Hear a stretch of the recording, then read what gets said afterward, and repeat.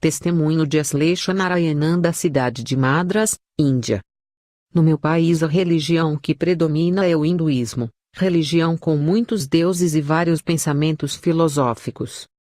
As variedades doutrinárias desse país confundem a nossa mente, não existe um ensinamento certo, todos são válidos, nós temos que escolher um segmento.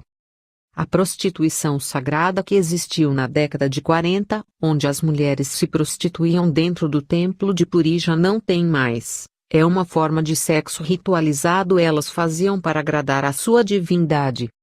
Enquanto a estátua de sua divindade, que era o seu esposo, ficava perto do templo da prostituição, até na década de 80 ainda tinha 4 mulheres que ainda eram prostitutas sagradas.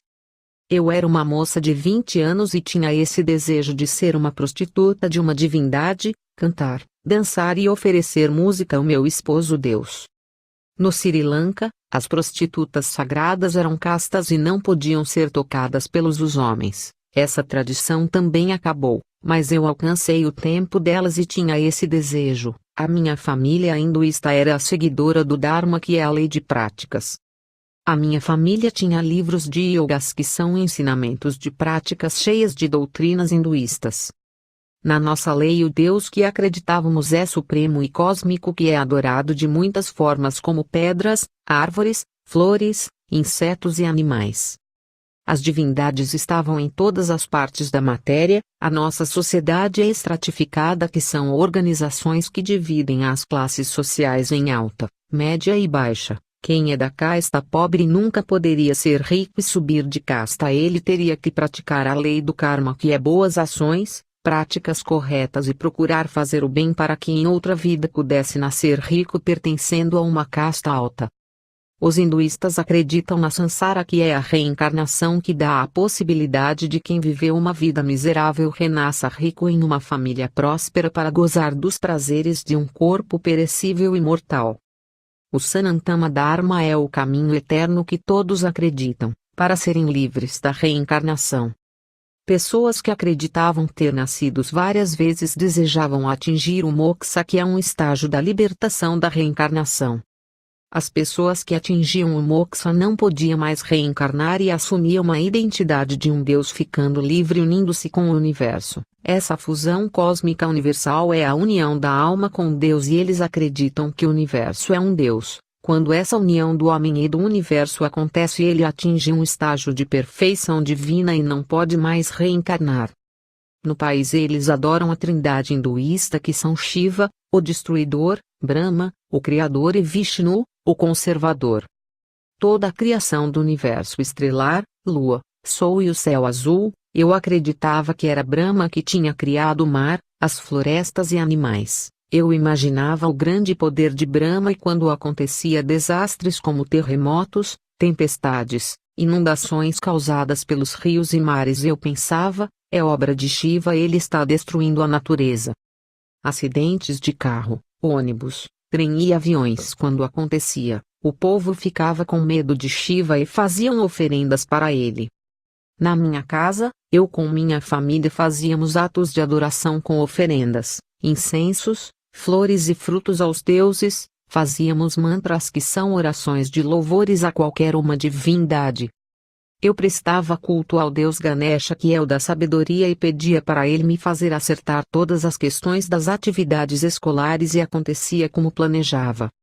O meu pai fazia culto ao deus da guerra e do clima, chamado Indra. Quando os dias estavam chuvosos, meu pai pedia para Indra mudar o tempo, e quando estava calor, o meu pai pedia para a deusa Yaruna mandar chuva. Essa deusa, segundo a nossa doutrina, é responsável pela chuva, céu e o oceano. O povo da Índia fazia oferenda para a deusa da generosidade, pureza e prosperidade, que se chama Lakshmi, para uma colheita de sucesso. O meu tio pedia dinheiro e prosperidade para Lakshmi, e acontecia. Houve um tempo que 2 famílias ricas começaram a ter inveja uma da outra. Tudo isso era para conseguir influência política. Uma dessas famílias fizeram oferendas para a deusa Kali para destruir a outra família, e o mais impressionante é que a família foi atingida pela feitiçaria e começou a ficarem pobres. Seus bens materiais estavam acabando, sua propriedade de plantações e de criações de animais, foram destruídas pelo fogo, até os carros foram queimados. Segundo a doutrina hinduísta, a deusa Kali comanda a criação, transformação e a destruição. Eu acreditava que Kali havia feito isso. Vendo o poder da deusa Kali, eu pedi para ela me transformar em uma pessoa especial, já que transformação fazia parte de seus poderes e tudo o que tinha pedido estava acontecendo. Eu e a minha família fazia ritos de purificação nas margens do rio, a gente se banhava com folhas e cantávamos Gayatri e mantra. Quando a gente voltava para casa, continuava a adoração para aquelas imagens. O nosso lar era altares de demônios. Eu pedia para a deusa Kali criar em mim uma personalidade de uma pessoa cheia de carisma. A minha personalidade mudou. Todos gostavam de mim. Na verdade, eu estava possuída pela deusa Kali e logo consegui um casamento que durou um dia de festa, muita comida na mesa e fartura. Na nossa tradição, casamento com vestidos coloridos é comum. Antes da cerimônia do casamento, as minhas mãos, pés e braços foram tatuados com tintas. Essas tatuagens rena desaparecem com alguns dias. Essa pintura que foi feita em mim é um ritual de sedução para casamento. Eu fazia mantras todas as noites, pedindo pureza para a deusa Lakshmi responsável pela purificação. Fazia isso depois do meu casamento. Queria ser uma esposa pura para o meu esposo. A minha irmã Chandra também queria se casar com um rapaz, mas uma mulher apareceu na vida dele, deixando ela revoltada, o que contribuiu para ela fazer oferenda ao deus da morte Yama. Minha irmã pediu para Yama matar essa mulher. Poucos dias a mulher apareceu morta dentro do rio. Ela foi vítima de afogamento. Eu sabia que Yama foi o responsável por esse afogamento. A África é famosa por suas feitiçarias, mas não se enganem, a Índia é pior do que a África em feitiçaria. O país todo se entregou para os demônios. O povo adora 24 horas sem parar. Na África são poucos que se dedicam o dia todo. Na Índia o país todo são idólatras. Vários principados estão ali. Os ares daquele lugar está infestado de demônios.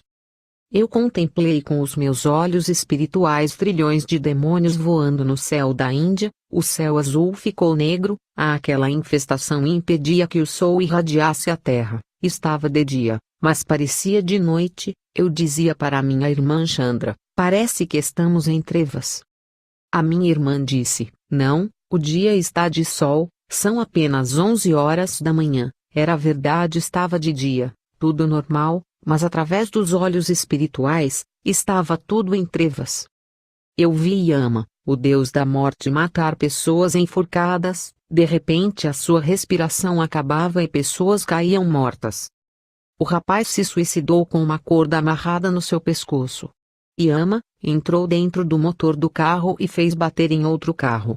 Yama fazia um homem matar o outro. Hoje sei que ele é um demônio ceifeiro da morte, pertencem a uma classe de demônios que tiram vidas. A morte é um principado horrível, o cavaleiro amarelo do Apocalipse. Ele não pode estar em todos os lugares, somente Deus que é onipresente, mas os seus agentes da morte estão pelo mundo espalhando a morte. Esse principado que se chama Morte, comanda legiões de ceifeiros da morte pelo mundo. A mesma coisa é o Cavaleiro Vermelho do Apocalipse, é outro principado que comanda legiões de demônios derramadores de sangue. O Cavaleiro Preto, que é outro principado que comanda legiões de demônios, causadores de guerras pelo mundo inteiro. Indra, o deus da guerra, é apenas um demônio que cumpre ordens desse grande principado do Apocalipse. Yama, que se diz o deus da morte aqui na Índia, é apenas um empregado a serviço dos grandes principados. Esses demônios de pequenos escalões enganam as pessoas se passando por um deus ou por um principado. Eu queria atingir a consciência de Deus e as bênçãos de um divas. Quem são os divas? São as entidades celestiais para o hinduísmo. Eles funcionam como anjos ou deuses. Vou revelar os significados dos adornos. Eu usava um anel no dedo anelar para o casamento com uma divindade. Quando colocamos anéis nos dedos, estamos casando com um demônio, o dono desse anel. Eu queria ser uma Devadasis, que é uma prostituta sagrada, mulher de uma divindade. Com aquele anel eu estava casada com a divindade, coloquei um colar no meu pescoço e consegui atrair uma força do mal para mim. Aquilo me dava poder de sedução e domínio sobre os homens. Por onde eu passava os homens me cobiçavam, vivia rodeada de pessoas. Eu tinha um espírito de atração com aquele colar, todas as joias circulares sendo anéis, coroas, cintas, colares, gargantilha e pingentes, conduz o espírito de atração. Pessoas podem seguir você, dependendo do ritual que é feito em uma joia que tem a forma de círculo. O espírito maligno disse: não largue da minha coleira. Tem pessoas que fazem o ritual para ficarem visíveis através de joias circulares. Eu vi um caso de um homem usar um anel e ficar invisível. Ele furtava muito dinheiro na frente das pessoas e elas não viam. A forma circular de cada joia para o hinduísmo significa vida. Eu usava um colar desses e um espírito assumia o controle de minha vida. Quem usa colar ficam submissos aos demônios. Observem como os cachorros são controlados. Eles são controlados pelos colares. É assim que os demônios controlam as pessoas, através de colares, pingentes e gargantilhas. O demônio que eu casei em um ritual, ele me chamava de cadela por causa do colar de submissão. Eu cheguei no nível de espiritualidade que podia ver esse demônio através de um ritual que fiz na minha testa. Um guru fez um apetrecho que é uma pequena bolinha vermelha feita de tinta. Esse apetrecho ficou na minha testa e se chama bindi, um ponto vermelho. Quando o guru terminou de fazer esse ritual, eu senti uma dor de cabeça. Ele disse que o espírito da odalisca entrou em mim me possuindo. Ele disse que eu iria seduzir homens e mulheres. Aquele ponto vermelho significa o terceiro olho que vê aquilo que os olhos não veem. Depois ele me vendeu um apetrecho de pedra, uma espécie de brinco que fica na testa, para atrair poderes ocultos. Depois daquele ritual, passei a ver os demônios com o terceiro olho. Somente eu que via os espíritos, mas ninguém da minha família. Eu comprei 2 pulseiras, uma para o pulso esquerdo que significa sorte e a outra para o pulso direito que significa prosperidade. Essa pulseira da prosperidade, muitos pastores compravam para distribuir para as pessoas da sua igreja. Eu vendia bastante delas. Quando eu usava essas pulseiras, uma voz dizia: é a minha escrava, a minha prisioneira. Tudo isso é verdade. Olhem para os antigos escravos que tinham correntes em seus pulsos. Essas pulseiras têm uma energia negativa que muda a sua personalidade. Eu tinha tornozeleiras. Quando comecei a usar, uma voz dizia: esse pé seguirá a mim para onde eu for. Eu usava brincos e uma voz dizia: a sua mente é minha. Eu vi algumas coisas entrando dentro dos meus ouvidos. Qualquer brinco que é usado no ouvido, nariz ou sobrancelha que faz parte da cabeça, a pessoa está oferecendo a sua mente em possessão, com exceção do brinco ou piercing na língua ou nos lábios que entrega a boca em oferendas aos demônios. A Índia é um berço da vaidade e vende todos esses acessórios para o mundo. Todas as joias que saem da Índia para o mundo são consagradas aos demônios. O espírito mau que aparecia para mim, que eu acreditava ser de uma divindade, me pedia para colocar o brinco.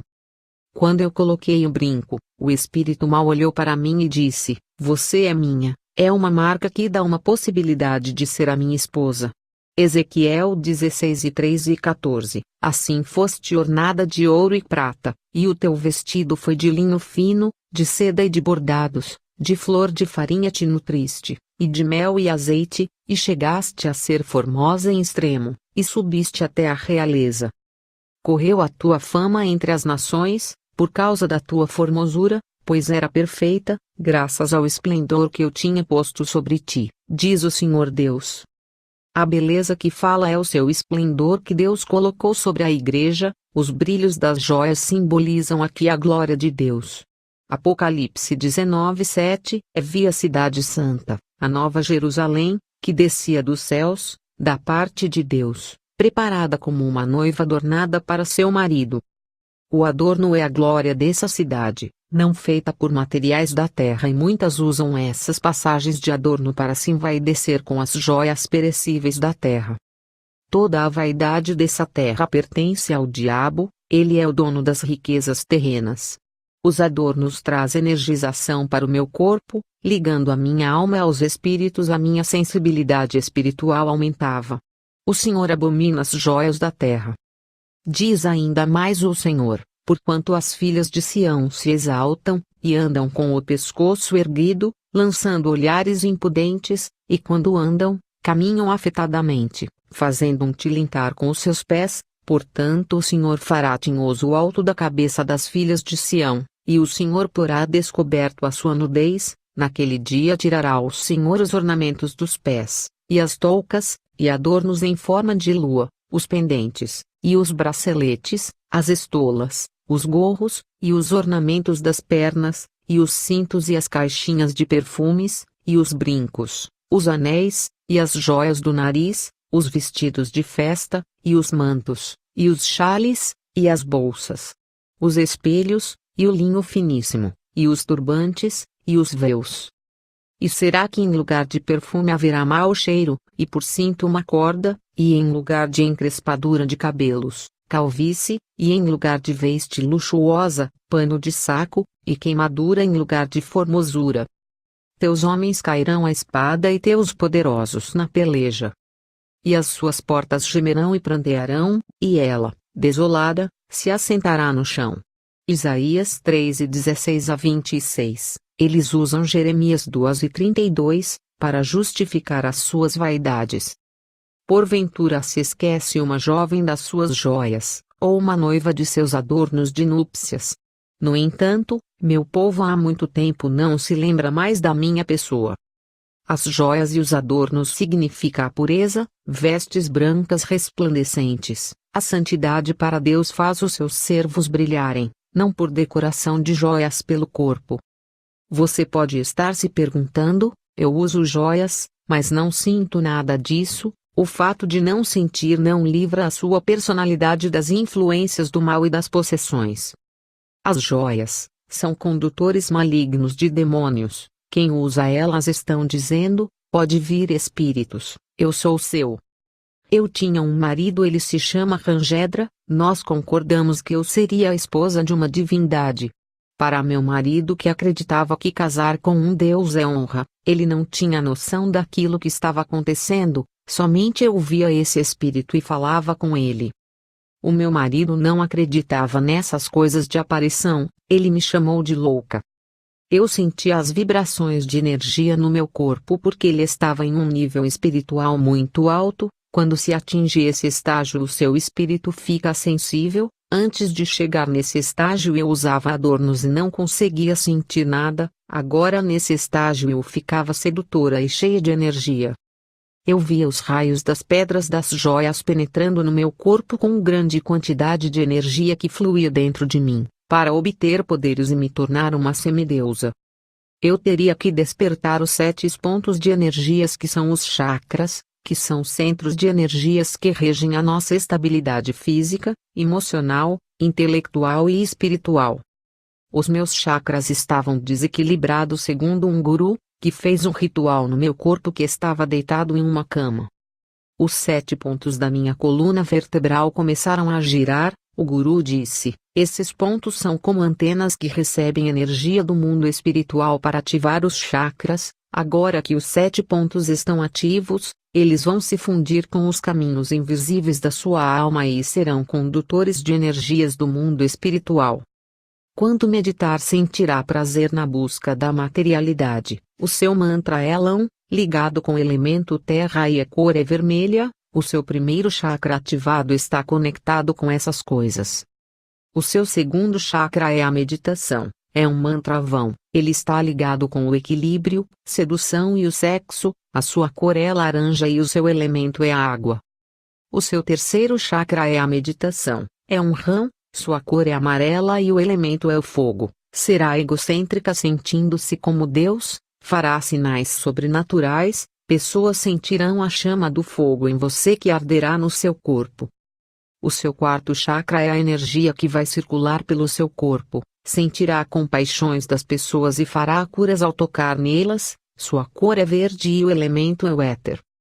O seu quinto chakra é a meditação, é Ão, o elemento é éter, cor é azul, terá comunicação com o mundo espiritual através de sua alma, pessoas que ofender você irá revidar com o seu temperamento.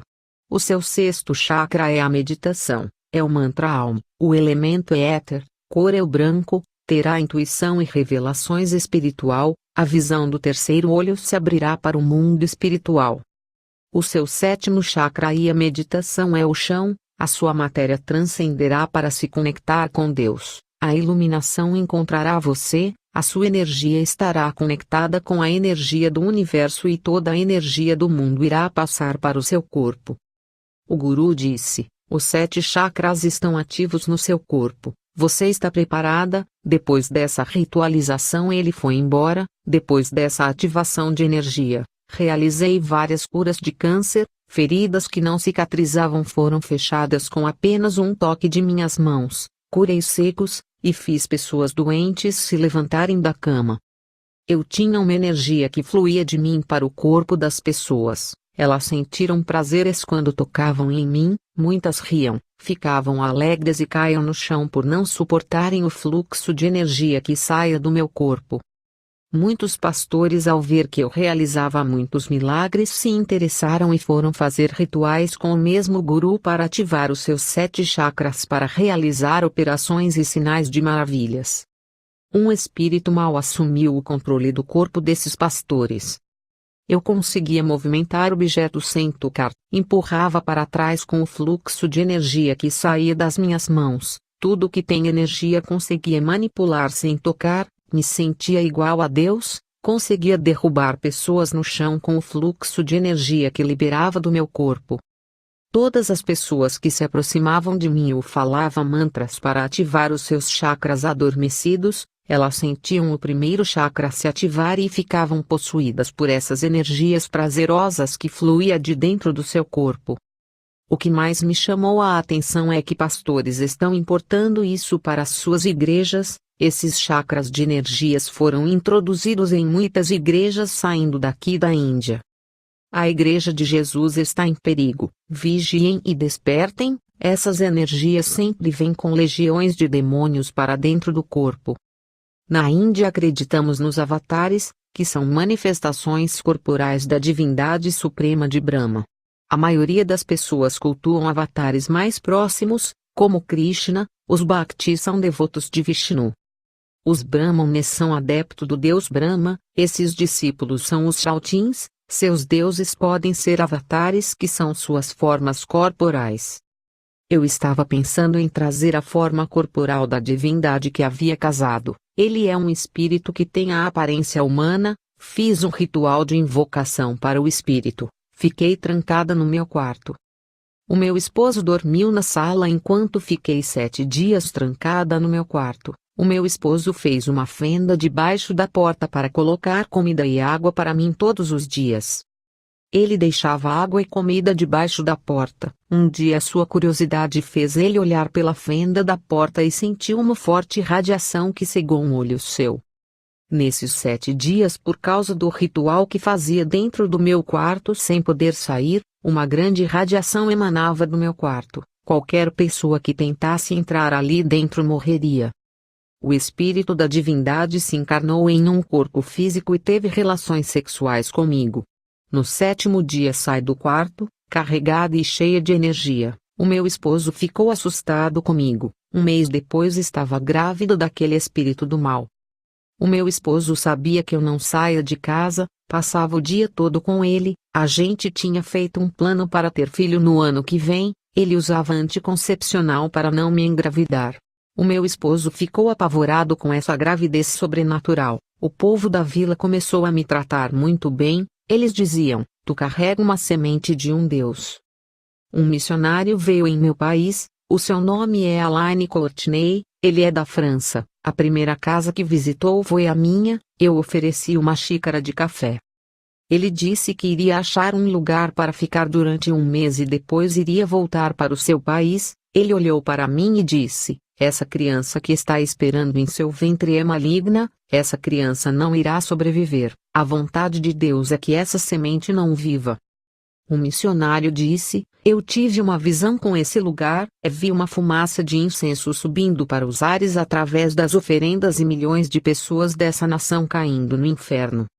O missionário foi embora e o espírito do mal que havia me casado me disse para ir para a cidade de Varanasi, onde muitos acreditam ser a porta do céu.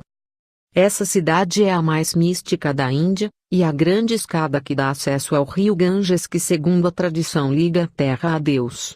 As pessoas levam oferendas a Shiva e se banham no rio Ganges. As cremações dos corpos acontecem todos os dias. O corpo do morto toma o último banho da purificação, é colocado em uma pilha de madeira com flores. Logo o corpo é levado em uma maca e oferecidos às vacas que andam livres pela cidade considerada sagrada. Segundo a tradição indiana, as ações de cada pessoa que morreram, determinará na próxima reencarnação de outra vida se ele vai ser de uma casta melhor. A religião do hinduísmo acredita que a reencarnação é o único meio que pode fazer o pobre ser rico na próxima vida já que ele não pode subir de casta quando ainda vive, essa é a crença deles.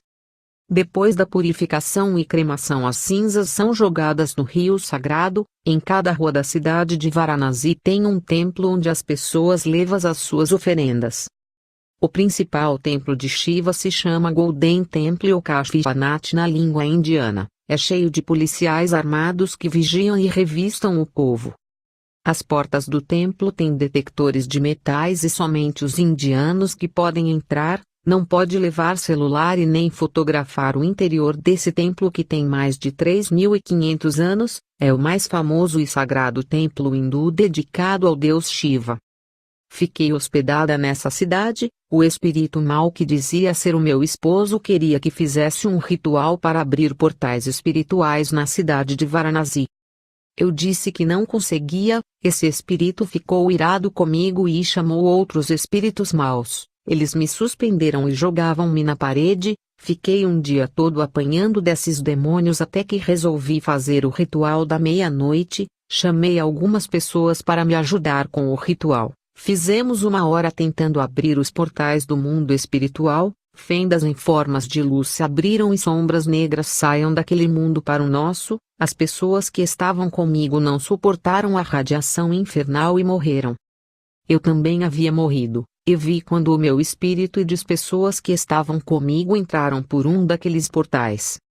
A gente caiu em um lugar muito escuro e aquele espírito mau que se dizia meu esposo disse, aqui é o inferno. Eu disse para ele, o que eu estou fazendo nesse lugar? Pensei que era uma lenda. Aquele espírito disse, esse lugar é para os cristãos, católicos e muçulmanos e para todos aqueles que não seguem as leis dos deuses da Índia. Aquele espírito enganador mostrou-me cristãos, católicos e muçulmanos no inferno. Ele dizia que os praticantes do hinduísmo vão para o céu. Comecei a caminhar e vi os indianos que morreram junto comigo no ritual, eles estavam queimando no fogo do inferno. Eu disse para ele, você disse que os praticantes da religião hinduísta não viriam para esse lugar. O espírito disse, eles são transgressores da lei Dharma. Eu disse, eles ajudaram a abrir os portais e você manda para o inferno, deveria dar outra chance para eles. Aquele espírito disse, existem leis divinas que não podem ser quebradas, quem está aqui não volta mais, está fora do meu alcance tirar vocês. Eu disse, me tira desse lugar horrível e fedorento, está muito quente aqui. Ele disse, eu não posso, não tenho a chave, não posso tirá-lo daqui. Não posso tocar em você, estou esperando ordens divinas para ver o que posso fazer com sua alma. Eu disse, ordens divinas? Não é um Deus? Ele respondeu, eu sou o Shiva, a quem o seu país venera, não somos deuses, todos são demônios a quem vocês adoram. A minha aparência real não é essa, vou lhe mostrar. Aquele homem de bela aparência se transformou em um monstro horrível. Ao ver aquele demônio horripilante, comecei a gritar e legiões de demônios apareceram naquele lugar. Minutos depois eu estava em casa deitada na cama, a minha família estava ao meu redor chorando. Um missionário Alain estava com a minha família, a minha mãe disse que eu e mais 3 pessoas estavam mortas perto do rio Ganges. A minha mãe disse uma pessoa de Varanasi encontrou o número do telefone da minha família e ligou passando a notícia que eu havia morrido. Ao chegar na cidade já estava morta. Os médicos liberaram o seu corpo e trouxemos você morta para cá e o missionário Alain disse que Deus mandou ele vir aqui. O missionário fez uma oração e você voltou a respirar. Alain disse, Deus mandou vir na sua casa e fazer uma oração para ressuscitar dos mortos e saberá que ele tem a chave da vida e da morte. O seu espírito estava no inferno naquele momento, quando eu orava para você e nenhum demônio poderia lhe tocar. Alain disse, a reencarnação não existe, nenhum espírito se funde com o universo, só existe dois caminhos, o céu ou o inferno, o seu caminho é uma mentira, todas as religiões criadas pelos homens é um labirinto sem saída e o seu destino é a perdição eterna. Eu e a minha família entregamos a nossa vida a Jesus, passei a viajar nas missões com o missionário Alain. No meu país existe uma variedade de deuses, as pessoas são livres para escolher o Deus que vai querer seguir, então não tem problema se a minha família servir a Jesus? Ninguém irá nos incomodar? O povo começou a perseguir a minha família e também o prefeito da cidade, cada um serve seu Deus e não há discussão entre eles por esses deuses fazerem parte do mesmo reino, é o que diz em Mateus 12:26. Ora, se Satanás expulsa Satanás, está dividido contra si mesmo, como subsistirá, pois, o seu reino. O povo indiano tem o seu Deus diferente, cada indiano serve a um Deus, eles são do mesmo reino, não é de se admirar que no hinduísmo existam 330 milhões de deuses para o povo escolher e todos esses deuses fazem parte da religião hinduísta, existe uma união desses deuses. Eu escolhi Jesus que não faz parte desse reino hinduísta, passei por perseguição, os demônios sabem quando alguém oferece perigo ao seu reino que está prendendo milhões de pessoas na idolatria. Eu e a minha família recebemos ameaças, tivemos que mudar de cidade, onde somos desconhecidos, para poder pregar a palavra de Jesus sem as autoridades saberem, chegamos na cidade de Calicut e começamos a ganhar almas. Estava orando no quarto, senti uma presença maligna com arrepios gelados no meu pescoço, eu estava tão focada na oração e pensei que fosse o frio, depois cheguei a ouvir uma voz chamando meu nome, pensei que fosse o meu esposo, quando terminei de orar percebi que meu esposo estava dormindo e não estava frio, aquele ser maligno, em forma de cachorro, metade homem, metade animal, apareceu a mim, eu ignorei a sua presença e fui dormir. A minha fé na proteção de Jesus me trazia segurança, o diabo não é uma pessoa física, ele é invisível, quem tem um discernimento sabe de sua existência. Passei a viajar para a Europa e os Estados Unidos fazendo missões. Alain começou a me ensinar a fazer missões com ele nos primeiros meses de minha conversão, depois passei a fazer sozinha. Fui com a minha irmã Chandra para os Estados Unidos fazer a obra de Deus. Fomos para a igreja onde Maurice Cerullo estava. O que aconteceu com a minha irmã foi a falsa cura ministrada por Maurice Cerullo. A minha irmã tinha a esperança de uma cura que ela veio buscar através desse homem de Deus. A minha irmã estava enferma com câncer no ovário. Levei ela em uma das igrejas de Maurice Cerullo. Ele olhou para a minha irmã e disse: "O Senhor Jesus me revela que tem um câncer no ovário." A minha irmã Chandra começou a chorar. Ele disse: "Assim diz o Senhor, hoje está livre desse câncer, eu profetizo a cura em nome de Jesus." Voltamos felizes dos Estados Unidos. A minha irmã retornou ao médico para fazer exames e o câncer havia desaparecido. A minha irmã passou a viver uma vida normal com seu esposo. Eu e ela fizemos orações e consagrações a Jesus agradecendo pela cura. Meses depois a minha irmã morreu de câncer no ovário. Não sei o que aconteceu, ou o câncer voltou depois de sair ou ele nunca tinha saído dela. Satanás enganou os médicos, fazendo eles não enxergarem o câncer que nunca saiu de dentro dela. A minha mãe inconformada dizia para Deus: "Porque esse câncer voltou?" Viajei mais uma vez para os Estados Unidos. Estava em um culto onde o pastor orava e levava as pessoas ao delírio, histeria e gritaria. Ele começou a impor as suas mãos nas pessoas. Elas caíam para trás. Ele balançava suas mãos fazendo várias pessoas caírem no chão. ele chegou perto de mim e gritava: a unção que está na minha vida passar para você. Eu sentia a mesma energia que sentia quando era hinduísta. Esse pastor tinha o mesmo fluxo de chakra que eu tinha, por isso que ele tocava nas pessoas e elas caíam no chão. Elas riam, gritavam, sentiam prazeres. Eu olhei para o pastor e disse: pensa que me engana? Eu sei diferenciar o que é a unção de Deus e o fluxo de energia dos chakras. Eu já fui desse mundo que você está agora. O pastor disse: eu orei a Deus pedindo a sua unção, nunca consegui. Agora eu curo e assopro e as pessoas caem para trás. Se você tentar me escandalizar, as pessoas não vão acreditar. Eu apacento essa igreja há 10 anos. É uma estranha aqui. Eu saí daquela igreja pensando nesse movimento carismático que tem invadido a América. Esse movimento tem suas raízes da seita hinduísta que passei. Os carismáticos se sentem como deuses e o dono do poder por realizarem curas, sinais e prodígios. Eles assumem o lugar de Jesus como Salvador que vão solucionar os problemas pessoais. Eles se sentem os sacerdotes mediadores entre Deus e os homens, proibindo das pessoas se aproximarem de Deus. Eles mesmos querem fazer as orações que é para as pessoas fazerem. Eles dizem que das suas bocas saem palavras de poder que mudam uma vida, profetizando mudanças de vidas nas pessoas por acreditarem que suas palavras farão milagres.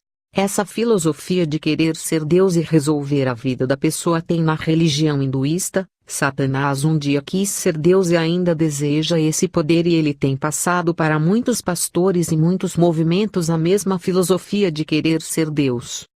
O movimento carismático não fala da salvação. Eles ficam derrubando as pessoas com os seus fluxos de energia maligna. Eles adoram fazer espetáculo, fazendo do púlpito um palco de mágica. Tudo isso para substituir o Evangelho de Jesus. O Evangelho se misturou com a seita hinduísta para nascer os evangélicos carismáticos. Igrejas dos Estados Unidos estão tomadas de fogos estranhos que veio da Índia para os templos de adoração. Voltei para a Índia. O meu esposo Ranjendra queria fazer orgias sexuais, fugindo dos padrões sexuais que Deus estabeleceu. Eu disse: não sou uma prostituta sagrada de demônios. Ranjendra foi embora de casa. Eu fui internada em um hospital e meu filho nasceu com 2 cabeças, mas não sobreviveu. Na Índia tem muitas crianças que nascem com deformações por causa do envolvimento que as mulheres têm com os demônios. Como relações sexuais com demônios na forma física, as crianças nascem amaldiçoadas. Aquela criança que eu tinha no meu ventre era o meu ligamento espiritual que eu tinha com Shiva, por isso que ele aparecia no meu quarto. Eu ouvia barulho de pisadas. Aquela criança que era o meu ligamento com o demônio impedia que eu crescesse na minha comunhão com Jesus. Depois que eu perdi a criança, o meu relacionamento espiritual ficou mais forte com Jesus. O Espírito Santo me revelou dizendo: lembra daqueles portais que abriste na cidade sagrada? Legiões de demônios foram soltos para corromperem o mundo. 3 meses depois que meu esposo tinha saído de casa, ele volta dizendo que pecou contra Deus e contra mim. Aquela criança que eu perdi, era filho de um demônio, por isso que Deus não permitiu que ela sobrevivesse. Eu e meu esposo fizemos uma reconciliação. Em alguns meses depois ele teve morte súbita. Questionei a Deus pela morte do meu esposo. O Senhor disse: vou mandar você fazer a obra na Áustria. Ficará morando nesse país. O seu esposo não iria deixar você viajar. A alma dele estava se corrompendo com o mal. Eu tinha que levá-lo antes que Satanás o estragasse. Deus sabe o que faz e o que é melhor para mim. Não tente entender Deus. Compreenda o seu trabalhar. Não questione suas decisões, apenas confiem. Estarei orando para Deus transformar você que ainda não renunciou às vaidades desse mundo. Senhor, rocha minha fortaleza, do Senhor brota mel, fogo e água viva. Tu és o meu esconderijo e o meu refúgio onde firmo os meus pés. Somos rochas imperfeitas e deformadas pelos pecados. O Senhor é o Deus que transforma e faz nascer uma nova criatura, tirando o coração de pedra e colocando um coração de amor. Faça a mudança interior nessas pessoas que descem na humilhação em sua presença. A rocha deformada é destruída. O Senhor desfaz o que é feio e faz bonito, fazendo uma nova rocha. Espírito Santo, tu és o agente dessa transformação, criando a pessoa, à imagem e semelhança de Deus, esculpindo a rocha para deixar perfeita para Jesus. Tu és a água que deixa o barro mole para fazer um modelo novo. Satanás não fragmentará essa rocha que se uniu a Cristo, nossa rocha verdadeira que está ligada com seu povo, fazendo-nos forte e resistente. Que Deus abençoe a sua casa. Amém.